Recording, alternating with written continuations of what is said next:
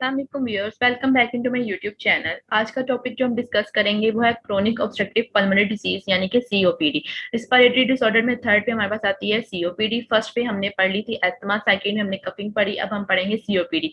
अगर आप मेरे चैनल पे नए हैं तो इसका लिंक देखना चाहते हैं पिछली वीडियोस का, तो लिंक डिस्क्रिप्शन में डाल दिया है, आप वहाँ जाके वीडियोस देख सकते हैं। चलें स्टार्ट करते हैं।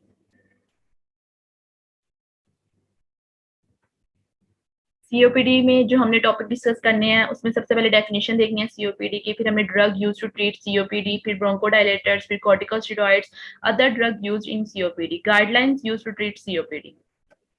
सबसे पहले हमने डेफिनेशन इसकी कवर करनी है। COPD is a chronic irreversible obstructions of airflow that is usually progressive and characterized by persistent symptoms. They may be include cough, excessive mucus production, chest tightness, breathlessness, difficulty in sleeping and fatigue. इसमें क्या लिखा हुआ है हम समझ लेते हैं। COPD chronic है, एक्यूट कभी नहीं होती। एक्यूट होगी तो वो हम कोई भी कफिंग आएगी या कुछ ऐसे सिम्टम्स आएंगे तो हम मेडिसिन से ठीक हो जाएंगे। अगर ये क्रोनिक चली जाए और इसके टेस्ट में हमारे पास आ जाए कि सीओपीडी कंफर्म हो गया तो हमारे पास सीओपीडी डिसीज हो जाती है।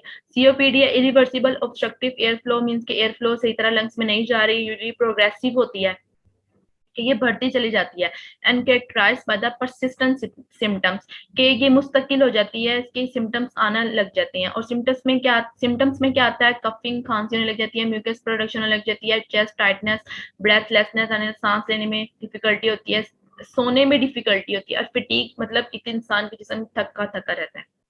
स्मोकिंग जो होती है वो ग्रेटर रिस्क होता है इसका of COPD, and it is directly linked to the progressive decline of lung function demonstrated by the forced expiratory volume in 1 second EFEV1। इसका क्या मतलब है? इसका मतलब है कि जो हमारे पास स्मोकिंग होती है वो ग्रेटर रिस्क होता है सीओपीडी के। सीओपीडी सबसे ज्यादा होती है किसकी वजह से? स्मोकिंग की वजह से। अगर एक पर्सन सबसे ज्यादा स्मोकिंग करता है तो उसको ग्रेटर चांसेस है सीओपीडी होने के, क्रोनिक ऑब्स्ट्रक्टिव पल्मोनरी डिसीज होने के। ठीक है, उसमें लंग फंक्शन को इफेक्ट कर देगी। और हमारे पास जो FEV1 है, FEV1 क्या है ये आप नीचे देख सकते हैं। Amount of air you can force from lung in 1 second. Amount of air force, F means force, E for expiratory, V for volume and 1 for 1 second. के एक पर्सन है ना, उसने 1 सेकेंड में कितनी अमाउंट ऑफ एयर जो है expire की है, मींस के एक्सहेल की है, बाहर निकाली है 1 सेकेंड में और फोर्सफुली, तो उसे हम कहते हैं FEV1।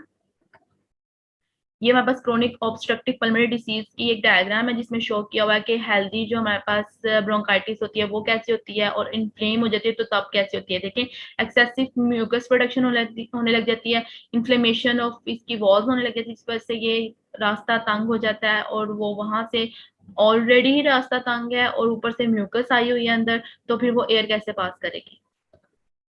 अब सबसे पहले जो हमारे ड्रग्स में पढ़ते हैं, सबसे पहले हमारे पास ब्रोंकोडायलेटर है। जाहिर बात है, ब्रोंक्यूल्स कॉन्स्ट्रिक्शन हुई है तो हम उसको ट्रीट करने के लिए डायलेटर्स यूज करेंगे ना, जो उसको डायलेट कर देंगे, उसको खोल देंगे, तो हम ब्रोंकोडायलेटर्स पढ़ेंगे। इनहेल्ड ब्रोंकोडायलेटर्स, जो कि इनहेल मैंने आपको पहले भी बताया था कि जो इनहेलेशन माउथ के थ्रू इनहेल करते हैं। Inhale bronchodilators including the beta 2 adrenergic and agonist and anticholinergic agent, जिसमें आता है हमारे पास muscarinic antagonist, are the foundation therapy of COPD. These drugs increase air flow and minimise the symptoms. Bronchodilators में कौन कौन से आते हैं? एक इनहेल ब्रोंकोडायलेटर्स जिसमें इंक्लूड होता है बीटा 2 एगोनिस्ट जो हमने पहले एस्थमा में पढ़ ली हुई है, एंड एंटी कोलिनर्जिक एजेंट्स। ये हमारे पास जो मुस्करेनिक एंटागोनिस्ट होते हैं ना, ये जो मुस्करेनिक होते हैं ना, ये हमारे पास रिसेप्टर्स होते हैं। ये हमारे पास एसिटाइल कोलिन की तरह ही हमारे पास एक रिसेप्टर्स होते हैं। इसकी 5 फैमिलीज होती हैं, M1, M2, M3, M4, M5। ये हमारे पास फर्स्ट लाइन ऑफ थेरेपी है। मीन्स के अगर हमारे पास एक पेशेंट आता है ना सीओपीडी का, तो फर्स्ट लाइन ऑफ ट्रीटमेंट हम ब्रोंकोडायलेटर्स उसको देंगे, जो कि मिनिमाइज कर देते हैं सिम्टम्स को। अब हम देखते हैं the long acting bronchodilators, LABAs, LABAS, और long acting muscarinic antagonist, LAMAs, M। इसमें डिफरेंस आ जाता है, यहाँ पे M आ जाता है और यहाँ पे B आ जाता है। B for bronchodilators, M for muscarinic antagonist, are preferred as a first line treatment of COPD for all patients except those who are at low risk।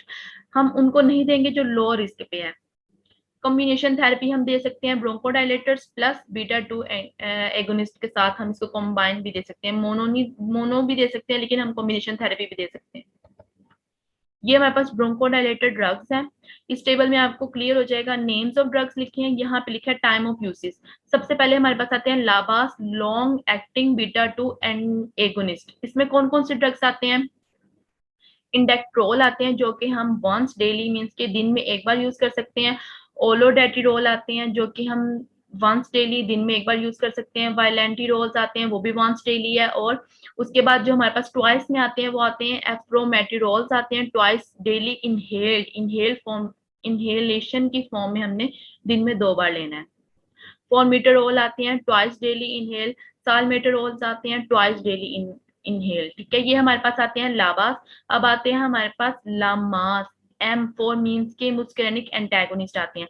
उसमें 2 आते हैं। सबसे पहले आते हैं हमारे पास, है तो काफी ज्यादा लेकिन मैंने आपको 2 बताए जो कि इंपॉर्टेंट है। टाइट्रोपियम आता है और ग्लाइकोपाइरोलेट आता है। उसके बाद हमारे पास जो सेकंड क्लास है, फर्स्ट हमने ब्रोंकोडायलेटर्स पढ़ लिए हैं, अब सेकंड हम पढ़ेंगे कॉर्टिकोस्टेरॉइड्स। कॉर्टिकोस्टेरॉइड्स में कौन कौन सी मेडिसिन आ जाती हैं? कॉर्टिकोस्टेरॉइड में सबसे पहले जो पॉइंट है आईसीएस। आईसीएस मींस के inhaled corticosteroids with a long acting bronchodilators, means के लॉन्ग एक्टिंग ब्रोंकोडायलेटर्स जो हमने पीछे पढ़े हैं। में इम्प्रूव सिम्टम्स, जो कि सिम्टम्स को इम्प्रूव कर देते हैं, लंग्स के फंक्शन को इम्प्रूव कर देते हैं, and quality of life in COPD patient. और सीओपीडी पेशेंट में क्वालिटी ऑफ लाइफ इंप्रूव कर देते हैं एफईवी1। एफईवी1 मींस के फंक्शनल एक्सप्लोरेटरी वॉल्यूम 1। अब however ICS treatment in COPD should be restricted to those patients since use is associated with an high risk of pneumonia। जो हमारे पास COPD है वो रिस्ट्रिक्टेड की जाती है पेशेंट में, क्योंकि इसमें ग्रेटर चांस होते हैं कि आपको निमोनिया हो जाए। Oral corticosteroids are not recommended from the long term treatment of COPD। oral corticosteroids हम रिकमेंड नहीं करते लॉन्ग टर्म। उसके क्या वजह है वो मैंने आपको एस्थमा वाले लेक्चर में भी बता दी थी, जिसका लिंक में डिस्क्रिप्शन है, आप जाके देख सकते हैं। यहाँ भी मैं आपको थोड़ा सा बता देती हूँ कि oral corticosteroid इस वजह से हम नहीं ले सकते, लॉन्ग टर्म नहीं ले सकते, क्योंकि हमारे पास जो म्यूकोजा की बात है उसने मुंह से हमारे माउथ से होके जाना है, तो वो कोई भी यहाँ पे बैक्टीरियल इन्फेक्शन या कोई भी वायरल इन्फेक्शन, कुछ भी ऐसा फंगल इन्फेक्शन जो है ना प्रोड्यूस कर देगी, इसलिए हम इसको इनहेलेशन के थ्रू ले सकते हैं। इसलिए हमेशा हम आईसीएच लिखते हैं, इनहेलेशन कॉर्टिकोस्टेरॉइड्स। अदर एजेंट्स में हमारे पास आ जाते हैं रोफिमेलास्ट आ जाता है, is an oral phosphodiesterase inhibitors used to reduce exacerbations in patient with severe bronchitis. Roflumilast जो हमारे पास एक ओरल फॉस्फोडाइस्टर इनहिबिटर है। फॉस्फोडाइस्टर इनहिबिटर्स यानी कि वो फॉस्फोडाइस्टर को इनहिबिट कर देगा, जो कि रिड्यूस कर देती है exacerbations in patient with severe bronchitis. Exacerbation means के काफी ज्यादा फ्यूचर में जाके उसको कोई प्रॉब्लम ना हो, जो कि सीवियर पहले उसको ब्रोंकाइटिस हुआ हुआ है उसको सीवियर सीओपीडी या एस्थमा के साथ कुछ और भी डिजीज ना आ जाए।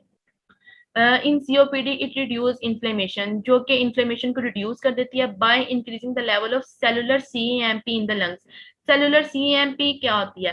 सीएमपी की फुल एब्रीविएशन होती है साइक्लिक एडिनोसिन मोनोफॉस्फेट। ये हमारे पास लंग्स के सेल के ऊपर प्रेजेंट होता है, जो कि प्रो इन्फ्लेमेटरी इफेक्ट प्रोड्यूस करता है, मींस के एंटी इन्फ्लेमेटरी इफेक्ट। और हमें तो चाहिए ही एंटी इन्फ्लेमेटरी इफेक्ट, क्योंकि हमारे पास पहले ही इन्फ्लेमेशन हुई है, हमने इसको रिड्यूस करना है। तो हमारे पास ये जो रोफ्यूमेलास्ट होते हैं ये रिड्यूस कर देते हैं, ये जाके एक्ट करता है हमारे पास सेलुलर सीएमपी के ऊपर, लंग्स के सेल्स में जो मौजूद होती हैं, और इन्फ्लेमेशन जो होती है वो कम हो जाती है। ये हमारे पास ब्रोंकोडायलेटर नहीं होता और हम इसमें एक्यूट ब्रोंकोस्पैम्स में यूज नहीं कर सकते, हमेशा क्रोनिक में यूज करेंगे। इसमें एडवर्स इफेक्ट्स क्या आते हैं? इसे हम क्यों नहीं एक्यूट में क्रोनिक में यूज कर सकते? एक्यूट में, sorry sorry, not use for acute bronchospasms. इसे हम एक्यूट में क्यों नहीं यूज करते? क्योंकि इसके एडवर्स इफेक्ट काफी आते हैं, जिसमें आता है हमारे पास weight loss, nausea. Nausea weight loss means की यानी आपका वेट है वो काफी लूज हो जाएगा। नोजिया यानी कि आपको कोई भी वॉमिटिंग फीलिंग्स आने लग जाएंगी। डायरिया हो जाएगा, और आपको हेडेक होने लग जाएगा। अब हमने पढ़नी है इसकी गाइडलाइन, जो कि सबसे इंपॉर्टेंट है, गाइडलाइन ऑफ ड्रग्स यूसेज, कि हमने किस तरह हमने ड्रग्स यूज करने हैं और कौन कौन से पेशेंट्स को देने हैं।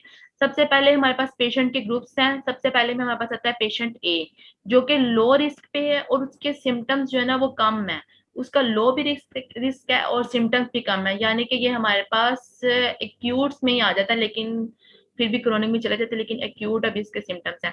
तो हमने फर्स्ट चॉइस पे फर्स्ट लाइन ऑफ डिफेंस जो हमने ट्रीटमेंट देना है उसमें हमने देने हैं साबास मीन्स के लॉन्ग एक्टिंग ब्रोंकोडायलेटर्स, और लाबास मीन्स के long acting bronchodilators, short acting और लॉन्ग एक्टिंग, और लामास मीन्स के लॉन्ग एक्टिंग म्यूस्केरोनिक एंटागोनिस्ट। हम दे सकते हैं इसमें एक थेरेपी, या हम साबा देंगे या हम लापा देंगे या हम लामा देंगे, ठीक है। अगर वो ट्रीट ना हो इससे तो फिर हम अल्टरनेटिव क्लासेस यूज करेंगे, ठीक है। अब आते हैं सेकंड पेशेंट पे जो कि बी है और लो रिस्क है उसका, लेकिन मोर सिम्टम्स आ रहे हैं, रिस्क अभी लो है लेकिन सिम्टम्स ज्यादा आ रहे हैं। तो हमने फर्स्ट चॉइस पे क्या देना है, या तो हम लाबा देंगे या तो हम लामा देंगे, ठीक है। और अगर ये स्वेयर हो जाए तो फिर हम दोनों इकट्ठे दे सकते हैं, कॉम्बिनेशन थेरेपीज में देंगे लामा प्लस लाबा, ठीक है। थर्ड पेशेंट देखें, यहाँ पे सी पेशेंट है जिसको हाई रिस्क है लेकिन उसके सिम्टम्स फ्यू हैं। यहाँ पे लो रिस्क था, मोर सिम्टम्स थे, सी वाले में हाई रिस्क हो गया लेकिन सिम्टम्स अब कम हो गए हैं। तो हम फर्स्ट चॉइस ऑफ डिफेंस जो है ना, मतलब ट्रीटमेंट में, उसमें हम लामा देंगे, मीन्स के लॉन्ग एक्टिंग मुस्कुरेनिक एंटेगोनिस्ट, ठीक है। और अगर ये हमारे पास ज्यादा हो जाए, अगर इससे भी ठीक ना हो, तो सेकंड चॉइस हमारे पास आती है, या तो हम कॉम्बिनेशन थेरेपी देंगे, लामा और लाबा, और लाबा और आईसीएस। आईसीएस मींस के इनहेल कॉर्टिकोस्टेरॉइड्स, ठीक है। अब आता है हमारे पास डी पेशेंट। डी पेशेंट में आएगा हाई रिस्क हो गया, अब उसके मोर सिम्टम्स, रिस्क भी हाई हो गया और सिम्टम्स भी ज्यादा हो गए हैं। तो तब फर्स्ट चॉइस पे हम कॉम्बिनेशन थेरेपी यूज करेंगे, सिर्फ तब जबकि हमारे पास हाई रिस्क हो गया और मोर सिम्टम्स हो गए हैं। तो हम लामा देंगे और लाबा देंगे। L four means long acting muscarinic antagonist, और लाबा मीन्स के लॉन्ग एक्टिंग ब्रोंकोडायलेटर्स, ठीक है। अगर वो तब भी ना ठीक हो तो सेकंड चॉइस हमारे पास आती है LAMA plus LABA plus ICS, तीनों थेरेपीज हम देंगे इसको, जिसमें आती है long acting muscarinic antagonist, long acting bronchodilators, और आईसीएस मींस के इनहेल कॉर्टिकोस्टेरॉइड्स। आप इस टेबल में अज्यूम कर सकते हैं, आप देख सकते हैं कि हमने जब भी पेशेंट सीओपीडी का या कोई भी पेशेंट आते हैं तो हमने सबसे पहले इसको सिंगल डोज ही देना है। अगर वो ना ठीक हो फिर हम कॉम्बिनेशन देते हैं, कभी भी सबसे पहले हमने कॉम्बिनेशन नहीं दे देना, क्योंकि हर इंडिविजुअल एक दूसरे से वेरी करता है, अलग अलग उसकी बॉडी केमिकल्स होते हैं। तो ये आप देख सकते हैं और का लफ्ज लिखा हुआ है इसमें, और या साबा दें या लाबा दें या लामा दें, ठीक है। या आप लॉन्ग एक्टिंग दें या आप शॉर्ट एक्टिंग दें। और अगर नहीं ठीक होता फिर हम कॉम्बिनेशन प्लस, ये देखिए प्लस का साइन है, फिर हम कॉम्बिनेशन थेरेपी यूज करते हैं जिसे हम कॉम्बिनेशन थेरेपी कहते हैं। पहले हम मोनोथेरेपी देंगे फिर हम कॉम्बिनेशन थेरेपी देंगे। ये आज का लेक्चर था। अगर आपको अच्छा लगा तो आप लाइक भी करें, सब्सक्राइब भी करें और शेयर भी करें, और अगर आपको कोई क्वेश्चन है तो आप कमेंट बॉक्स में मुझसे पूछ सकते हैं। Thank you.